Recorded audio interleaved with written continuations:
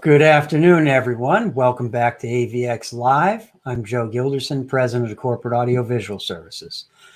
We are once again, unfortunately, without our co-host, Ryan Finch. We've put him to work, and that's the best thing possible for him. But I am sure that he'll be back again with us next week. Now, last week, we had a great discussion with Sleepy Hollow Hotel and Conference Center General Manager Kevin Johnson. And we discussed some of the challenges that the hotels have been facing, both during the pandemic and what they're seeing on the ramp up for we'll call it the new opening of New York in the area and the whole event industry, really. I think today Las Vegas is officially 100% open, but more to follow on all that. But today we're going to continue that same type of discussion with another industry partner. But this time our focus really turns to the food and the catering side. But before we go there, just a reminder to help us to keep bringing you new content to help improve your event and technology experiences.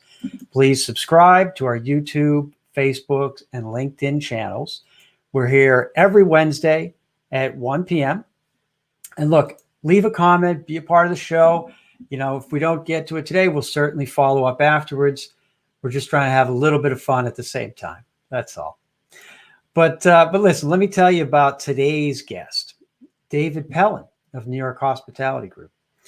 David started his career as a line cook and a busboy. This is the kind of story that I think we all really wanted to hear, you know, is how he got started. But he received his culinary training at the New Hampshire Culinary School and received his bachelor's degree in business management from the State University of New York at Plattsburgh. And for the past 28 years, he's dedicated his time to help build New York Hospitality Group into a multi-concept hospitality institution. I mean, everybody knows about these guys and all their different brands. David is involved with several not-for-profit organizations, and he's a member of 3 different national catering associations. But I see him everywhere. I mean, he's very active in the community. David also enjoys running, playing hockey. I know he likes hockey. He is a true hockey guy. And he's got a beautiful family. I'm sure he probably likes long walks on the beach. I'm not sure, but I think I cut that part out of his bio. But either way, if you could, everybody, please welcome David Pellon. Thanks, hey, Dave. Joe. How you doing? I'm doing pretty well. Is that true? Long walks on the beach? That's your thing? That's my favorite. You missed that. I really long walks on the beach, romantic walks. I appreciate you throwing that in. Well, you know, I mean, I just kind of figured, you know, being a hockey guy, that you might like that. That's all. That's how we heal ourselves. It's all those injuries. I mean, look, you still got all your teeth, so you must not be that good. It's all like I was on the bench most of the time. That's the way you keep your teeth. But you're still involved in hockey, though, right? Oh, yeah. Yeah, I was very heavily involved with my kids playing travel hockey for several years. I was a coach, president of the Plainsmen Association here in White Plains. And I still have one son playing on the Bedford Bears, and my oldest son just finished up with the Ice Cats high school team. He's off to University of Albany this year. So, oh, wow. Very cool. About that. Yeah. So kids are getting older and moving on, but I still play men's league once in a while up in Brewster. So I still get out there a little bit. Now, is that the beer league or what? I mean, what are we talking about? It is a beer league. Well, I know that everybody typically really enjoys when they play. So it's fun. It's a lot of fun. It's a lot of fun. Just like we're having today. We're going to have a lot of fun. Well, that's the whole idea, right? We're working pretty hard, so it's good to have a little bit of fun in the middle someplace. Absolutely. Well, I didn't know that you started as a busboy. I mean, oh yeah. You know, I mean, you've been doing this for a long time. How'd you get into all this? How'd you get into catering and the events business? Starting like grassroots when I was a little kid, I always wanted to be a chef. I mean, from as long as I can remember.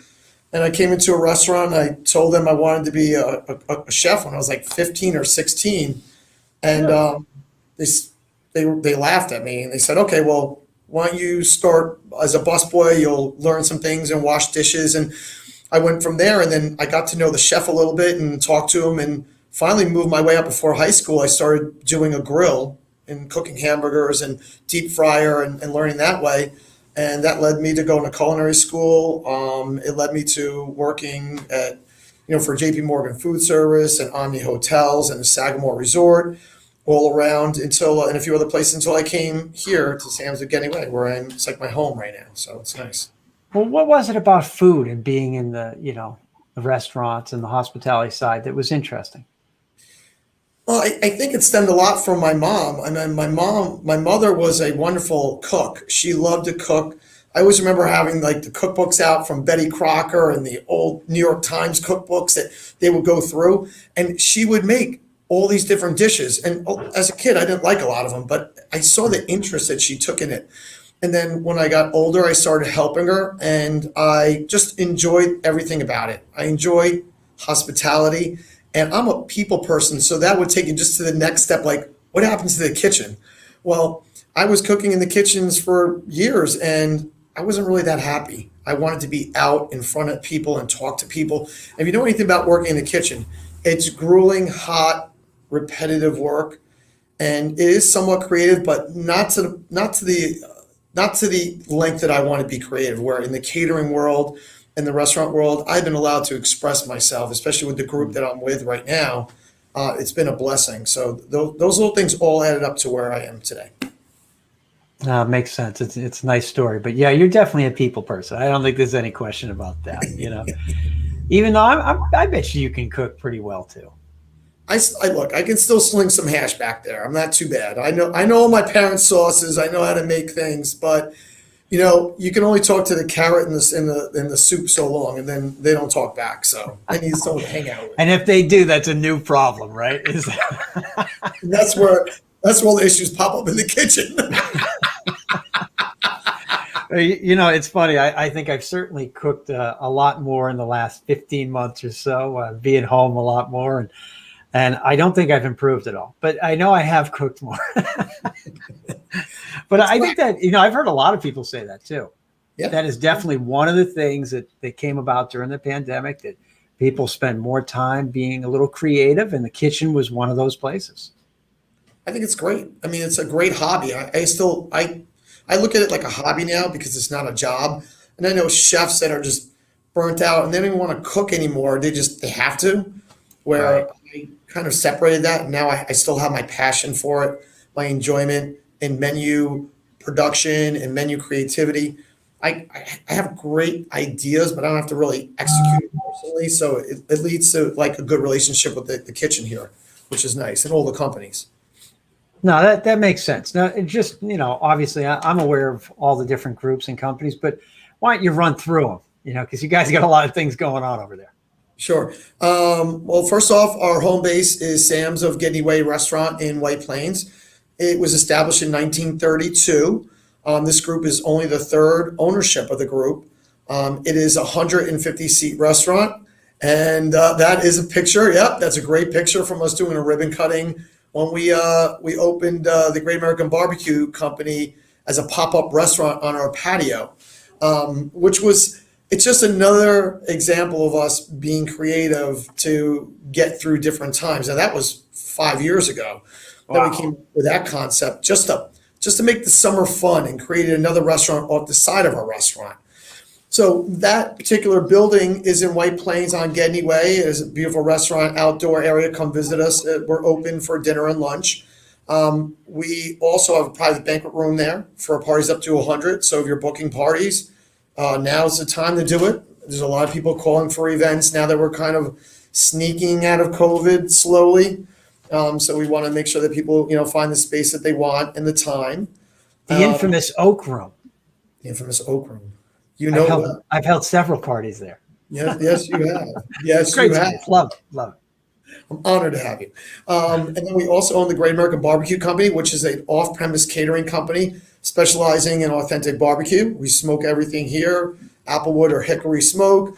We've been doing it for a long time, so we know what we're doing, and we only do events for that company. And then we also own Cape Berry Events, which is a high-end off-premise catering company, and they operate the CV Rich Mansion, which is a 220-person wedding venue, a bar mitzvah venue, specialty event venue, a mansion, beautiful mansion, 5 acres in White Plains.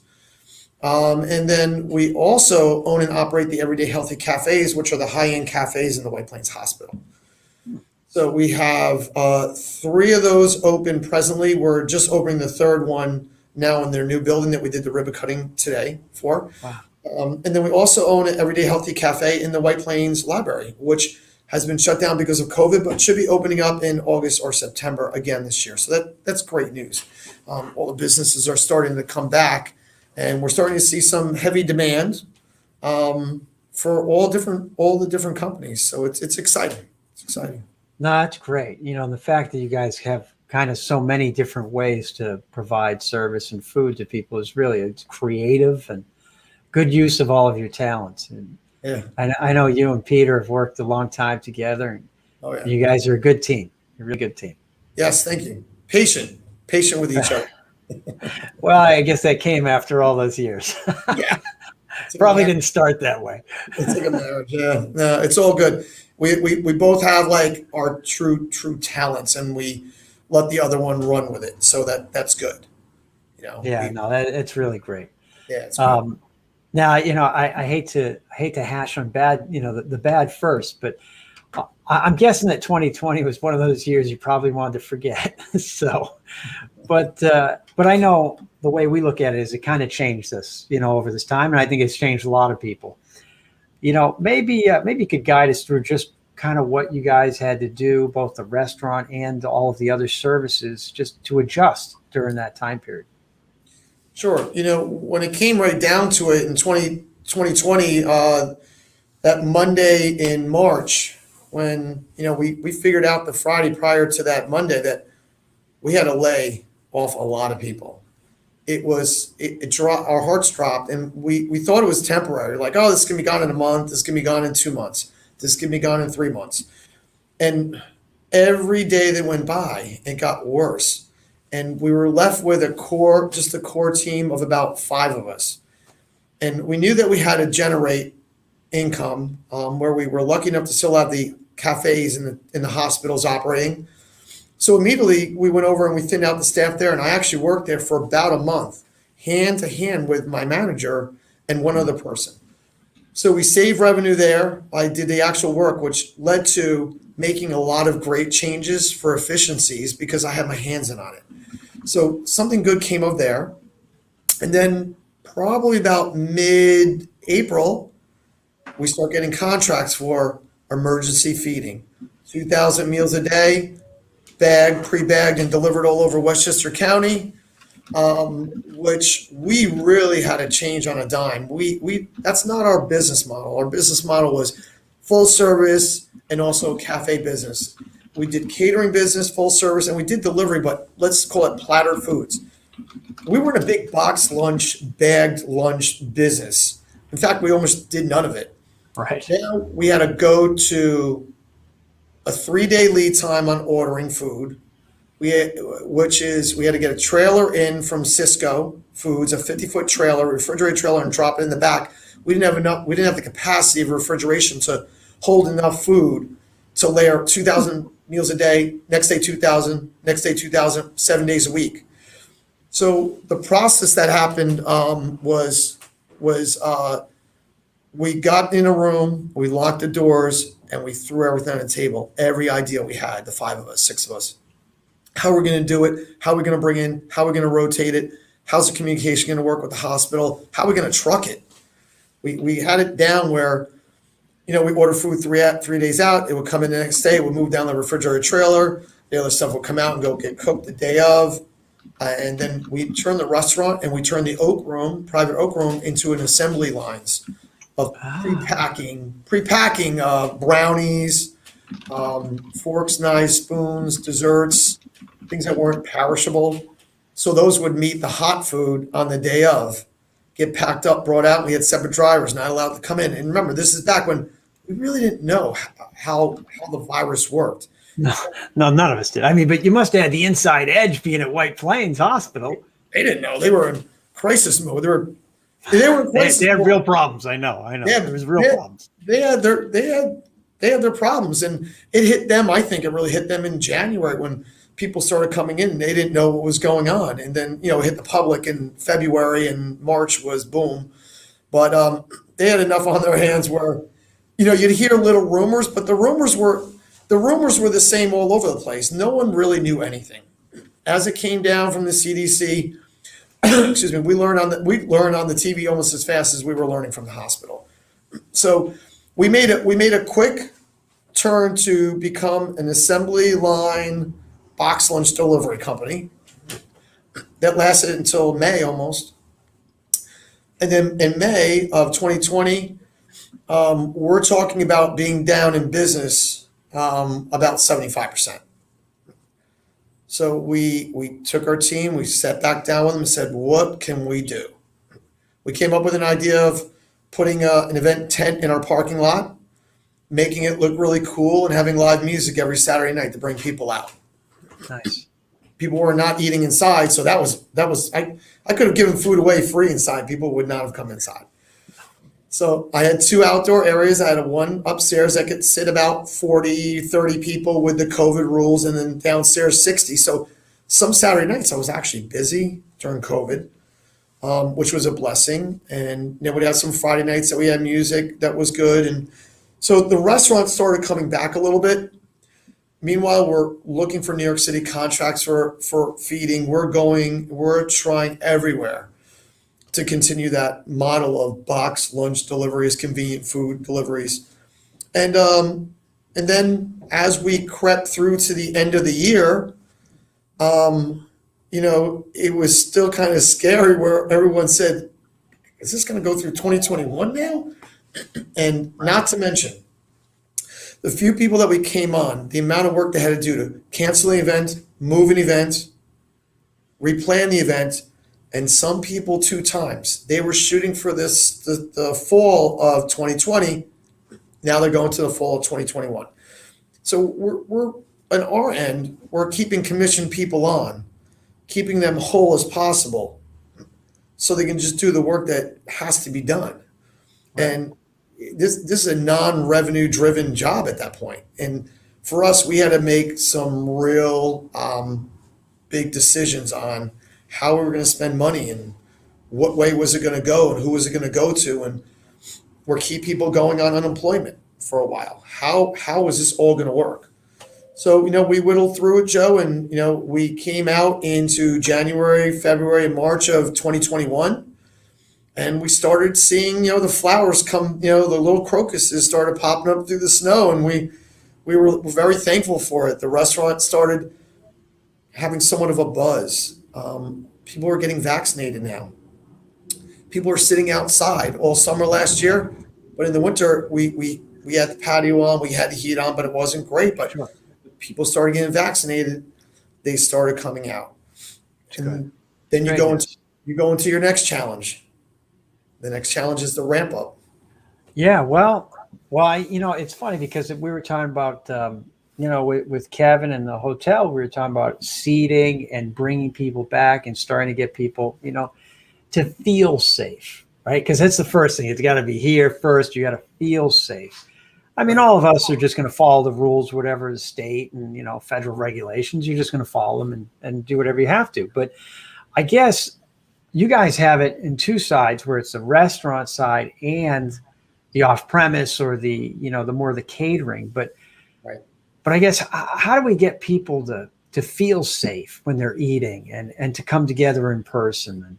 And how are you guys, how are you going to handle that?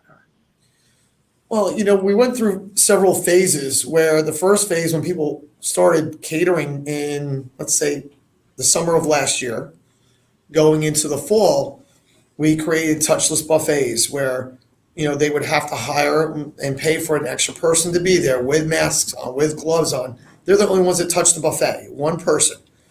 The guests would come up and get their plates, only 6 at a time.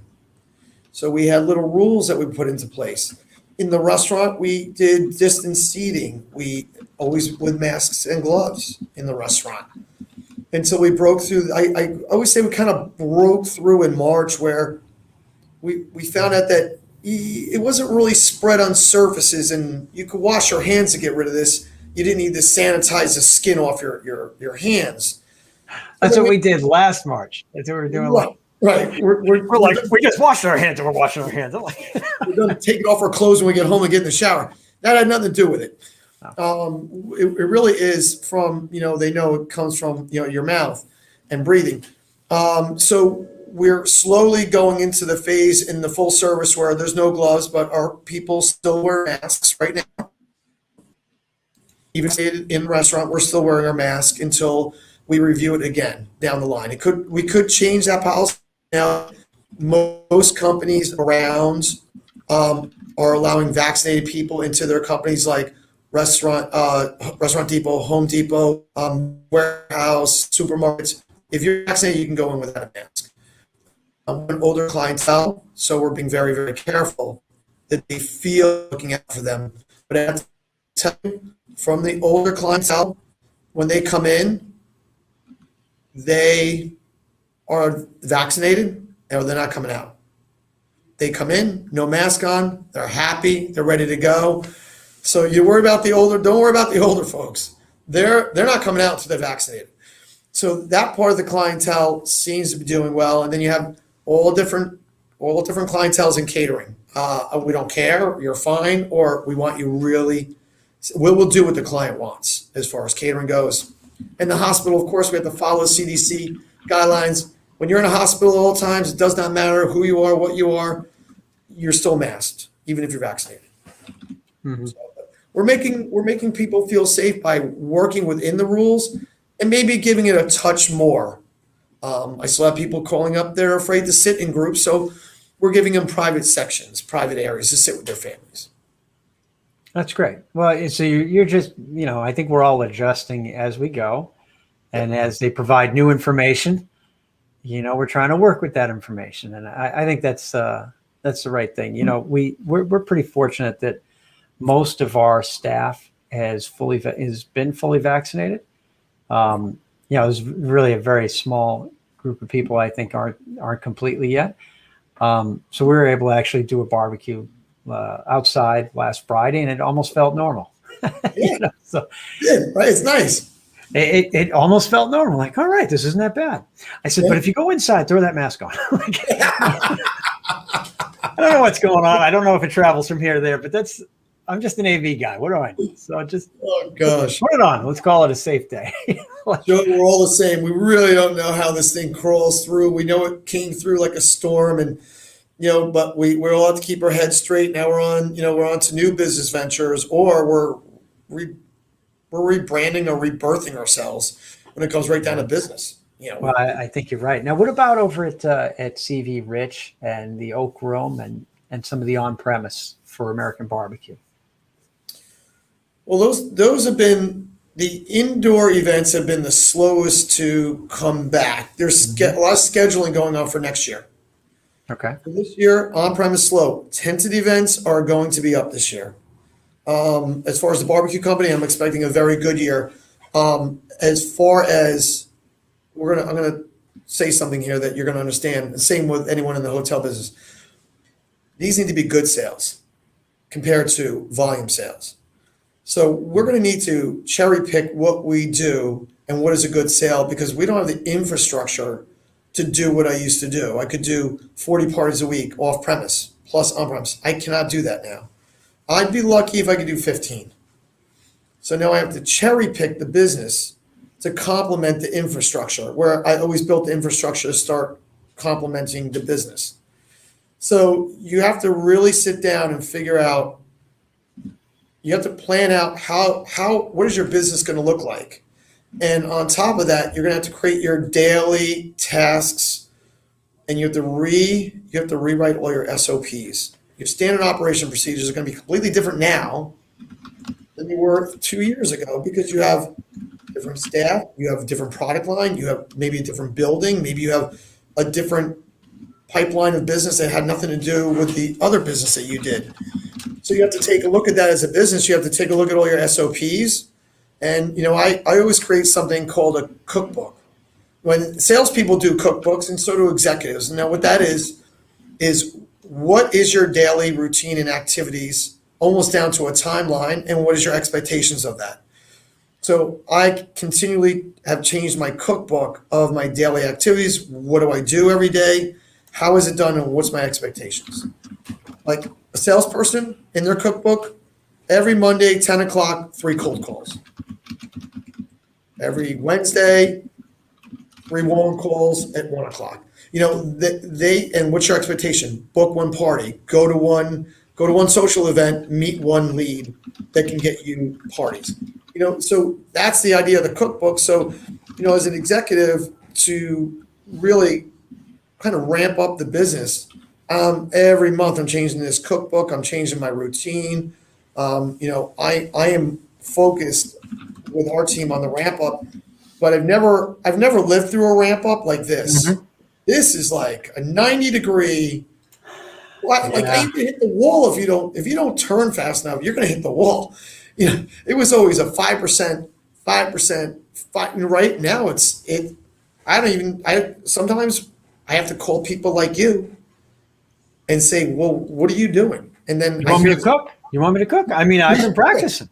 I can only make about 4 things, though. I'm just going to warn you in advance. As long as you leave here with more than 4 fingers, we're okay. I actually have insurance for that, but I can only lose 2 fingers on one hand. I forget which 2 it is, but otherwise it won't pay. I mean, the way insurance is. I don't think it can be these 2. I'm not sure, but Keep the ring finger. All right.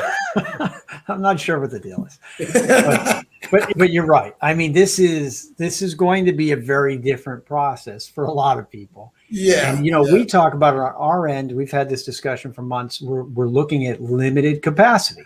Yeah. Traditionally on a Thursday in the fall or May or, October, we'd have 10 events going full steam. And there's people everywhere and everybody's doing what they got to do. I don't see that coming to fruition in the next 6 months right this second. We just don't have that kind of capacity. And that's what I'm hearing from every business that's tied to the event industry. I mean, to be honest. Yeah, it is. And the good part about the catering is I can be a little more calculating on what I take. But with the restaurant, the a la carte business, let's say I book 3 parties up here in the restaurant, and then okay, a la carte's going to walk in. Well, if you were here last Friday night, it was like a line out the door. I don't know what to do with it. It's like, I'm here, Peter's here, Karen's here. We're all over the place. We're smiling. We're happy you're here. And people are happy to be here. But we almost don't know what to do with it. We haven't seen that kind of action in 2 years, where I have 2.5 experienced people on the staff and 4 new people on the staff. And they're just like, I haven't seen anything like that. And they don't know what to do with it. So it's patience, going to tables and just asking for patience, bringing a dessert, bringing a glass of wine, and we're going to get through it. But there's a lot of surprises that businesses are going to face, this year. Yeah, I think you're right. And, we're all going to have to adapt. And just like we have for the last 15 months, we're going to have to adapt and kind of just keep moving forward. But patience is a tough thing. And I would imagine that a lot of your clientele have a difficult time with that, with having patience waiting, for service or waiting for food. Do you think at some point they're not going to want to wait? How do you think that's going to work? Well, believe it or not, Joe, in our beautiful world, there are still some people that they're just not grounded to understand what maybe someone in the service business goes through. They've been out of here for 2 years. They come back and they have no compassion for waiting or mistakes. I've seen some of it firsthand, They just don't. And then there's other people that will sit there and wait. They'll have a drink and they'll tip 40-50% because they know that a lot of these poor people have been out of work for so long that, they were making a really good salary doing what they do, and then they were cut down to $500 a week or less. Yeah. So, in my lifetime, I would like to think that most of the people that come in are compassionate, but you always get one or two in there that just, you start questioning your humanity. Like really? Like, gosh almighty, help us through here, But we all there's a time and a place, There's a time and a place. And you definitely see different personalities. You do. And then also people have to be patient with, I mean, the truth and reality to everything is inflation is going to hit us, and it's hitting us right now. So when you come out for any service, when you come out for your gas, when you come out, gas is a service, luxury. Food prices are skyrocketing for many reasons. You know, gas is up, grain prices are up, manufacturing is short on hands. That's all. You go to the supermarket, chicken was 99 cents a pound. What, 3 years ago? It's 2.49 now. You talk about bringing that and putting it on a plate. You're not getting your $18 entree anymore.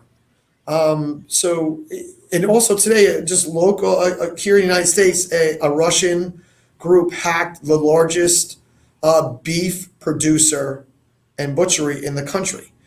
So now beef is going to be held up. We're going to see it skyrocket.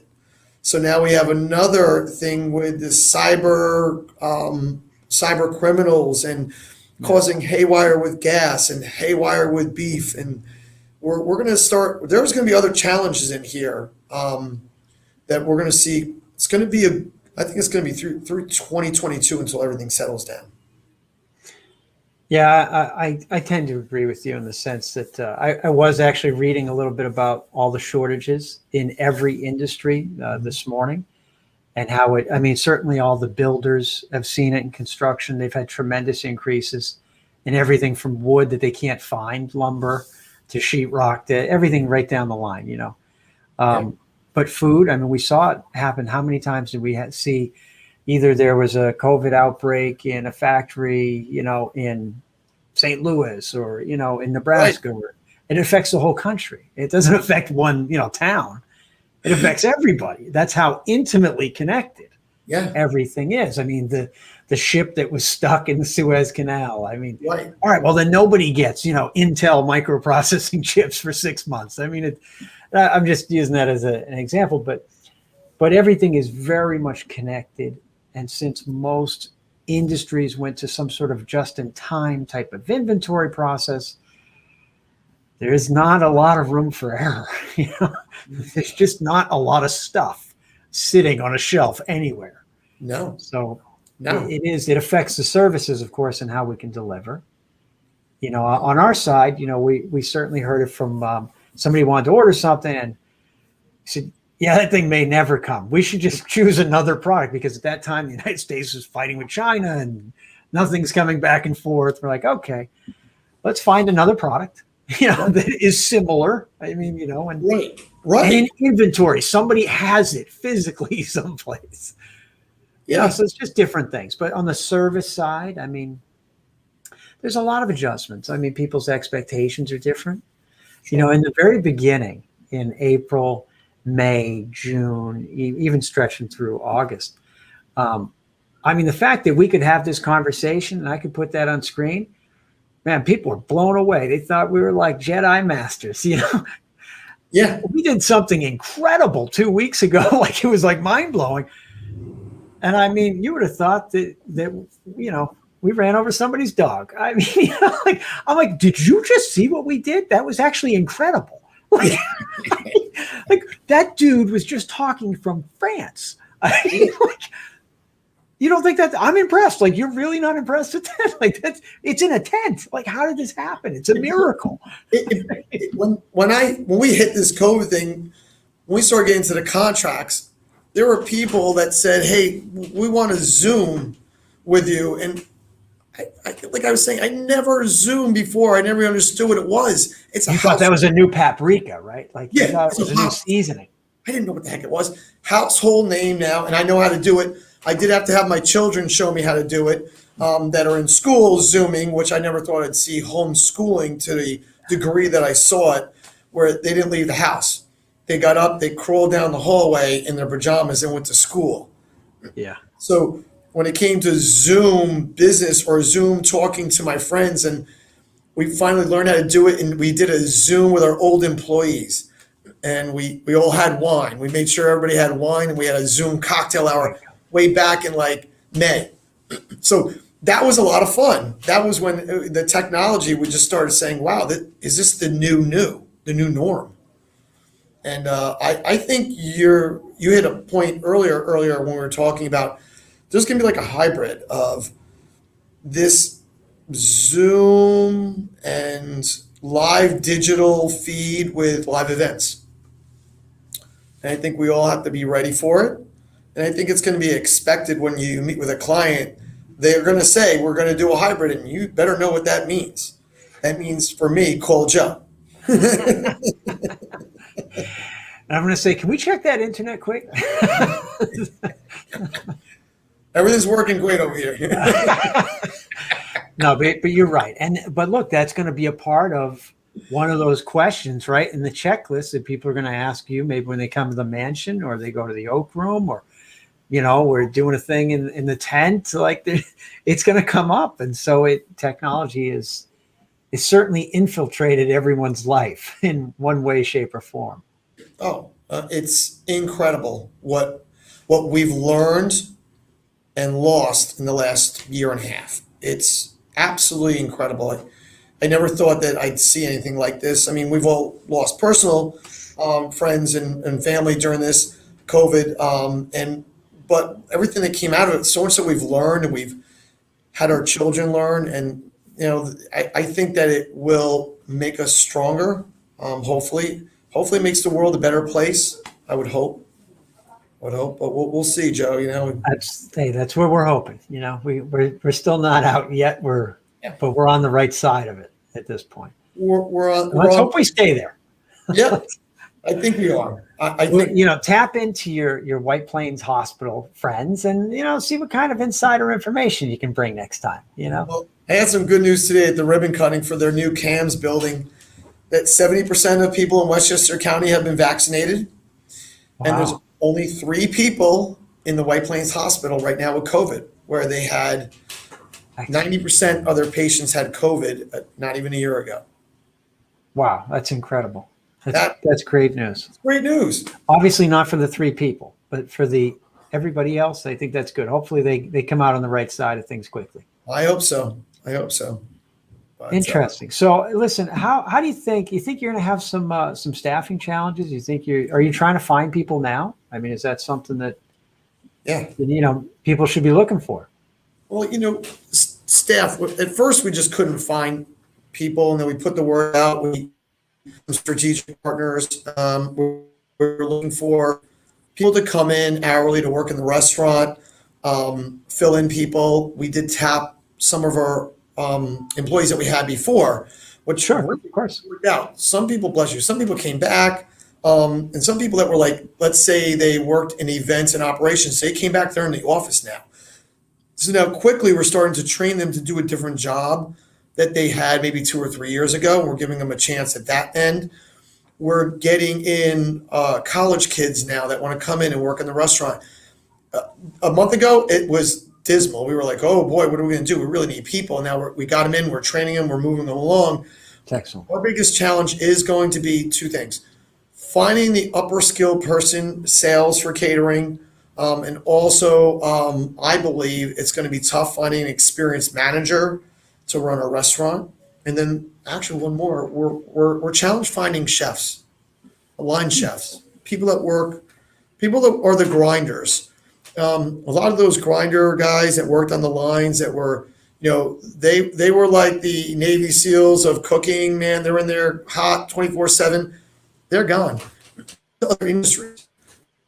So I dedicated this industry. So now it's about bringing in younger people and training them from within. And that's another strain on our resources. Think about that, the cost on that, the time on that, to train people to come and do the job that we need done. So I'm looking for passionate people that have availability, has some experience, and we'll try to tap into their skill set and put it to light. But it has been definitely a challenge finding good people, which I spoke to you about earlier on about some of those. Yeah, well, and that's something that we're certainly seeing on the technical side all down the line. First it was a question of adapting skills to go from being in a large ballroom or anything else to then doing work online. Mm-hmm. And so there was some skill adaptation that was a challenge at first. And, and then we did the same thing, a lot of training. We were offering training to everybody. Yep. And, we still, I mean, training's always been, I think, I mean, you've been part of some of our training experiences. We've always emphasized training Oh yeah. because we're focused on the experience. And that experience stretches from, the people presenting to the people in the audience. And, and so we need our technical people to think about the whole experience, not just which button do I push, So, but the training people in other areas, like you were talking about, we found that to be very important. We've all kind of jumped into multiple roles, and now we're ready to start building up again and open that door, and let's see what's going to come out the other side. Right. And any business going through this, Joe, I mean, the last one is, the management of your finances. Like, this ramping up is going to be very expensive for a small to mid-sized business, like yours or like ours.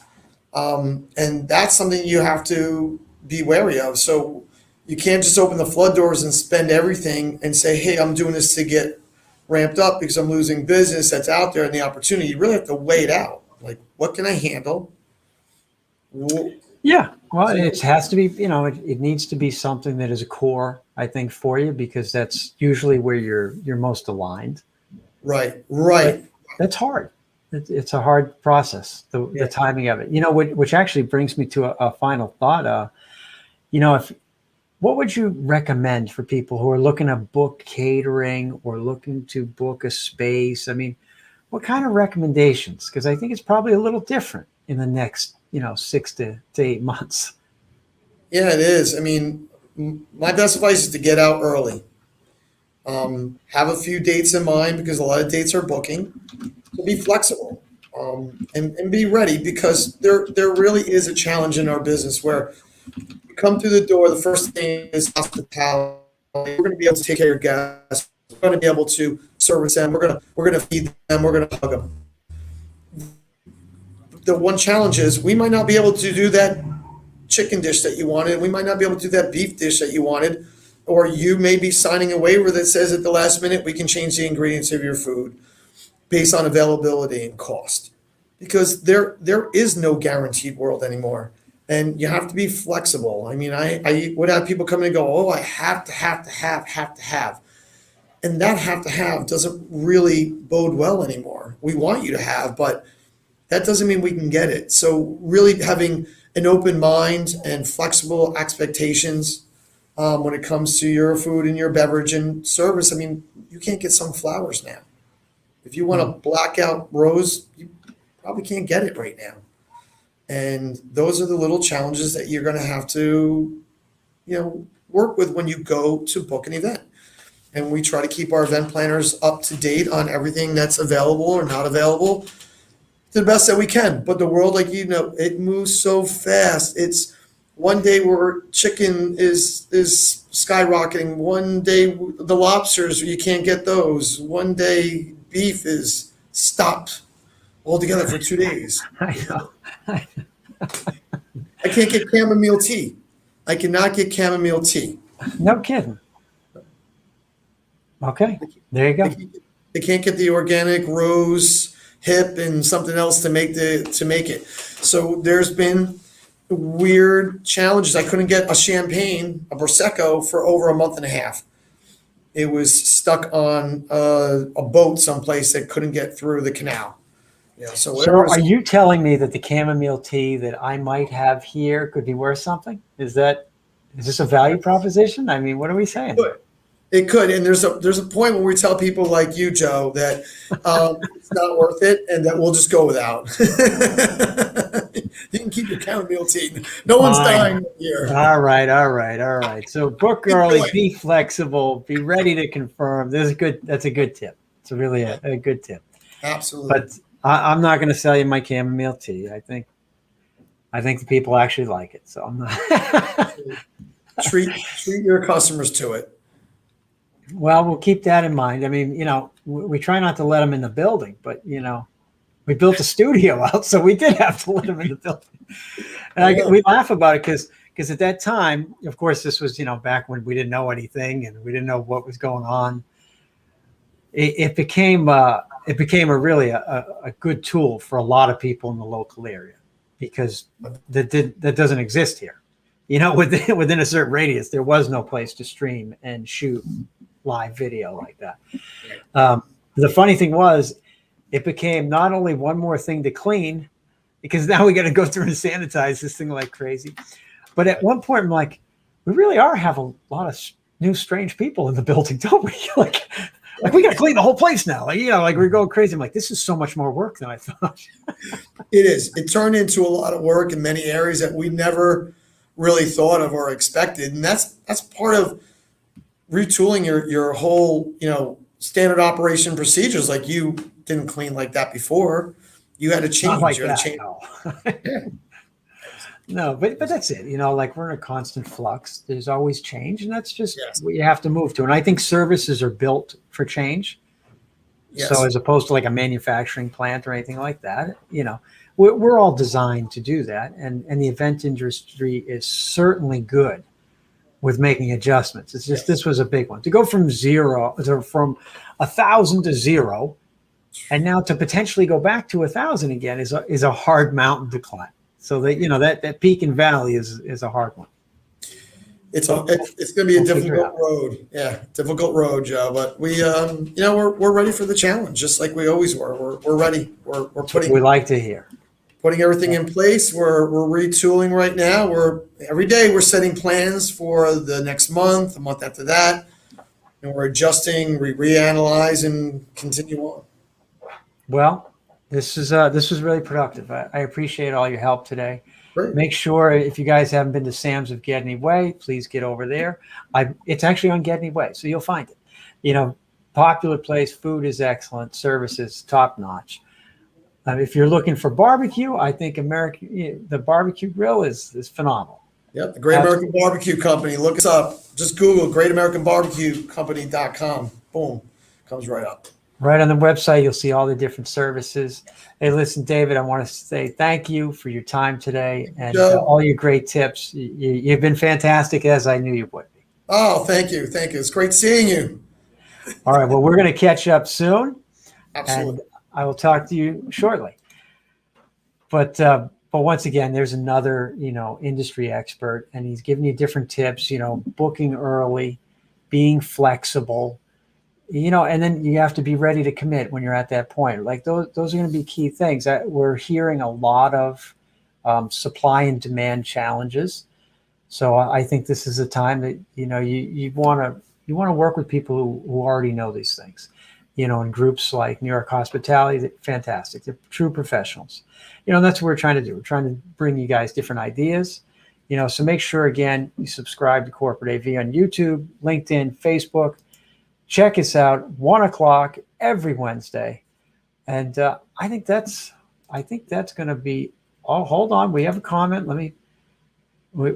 Everybody loves David. See, they like him. I think it's because he's a hockey guy, or it could be because he likes long walks on the beach. I'm not really sure, but he does always make sure that the crew gets fed. And that's a real plus. So all of you venues, put that down as like tips and put it in your standard operating procedure that you got to feed the AV guys. It's always a good thing, and we appreciate that. But either way, look, we're going to wrap up. Thank you, everyone. Have a great day. We'll see you next week.